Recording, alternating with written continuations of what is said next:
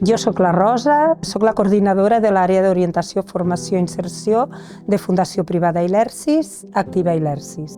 Hem desenvolupat tota una sèrie de projectes, programes per millorar l'ocupabilitat de les persones que s'adrecen a la nostra entitat per cercar possibilitats d'ocupació majoritàriament.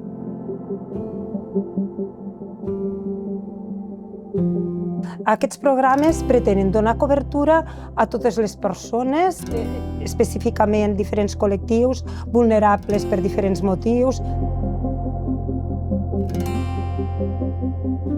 Doncs actualment podem parlar d'un programa que fa molt temps que no el fem sols, el fem en format UTE amb altres entitats, que és el programa de Noves Oportunitats. És un programa adreçat a joves menors de 24 anys que no tenen o s'han despenjat del que és l'escolarització formal. Sempre hi ha un acompanyament, una tutorització, un procés formatiu i després aquest acompanyament també a la inserció, que sovint passa per unes pràctiques formatives.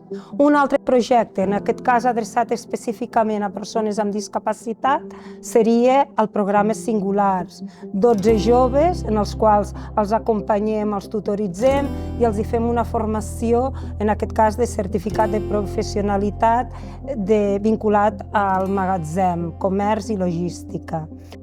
La formació dual, que implica la col·laboració del sector empresarial. Possibilitem que persones puguin optar a un contracte de treball.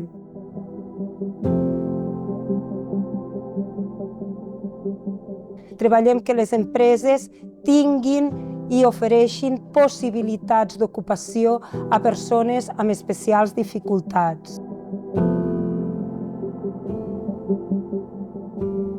Hi han participat un total de gairebé 500 persones, 480 i escaig, però d'alguna manera a totes i a tots els hem acompanyat en aquesta millora de l'ocupabilitat, en aquest procés de recerca de feina i en aquestes possibilitats d'incrementar un recurs i una inserció a l'empresa.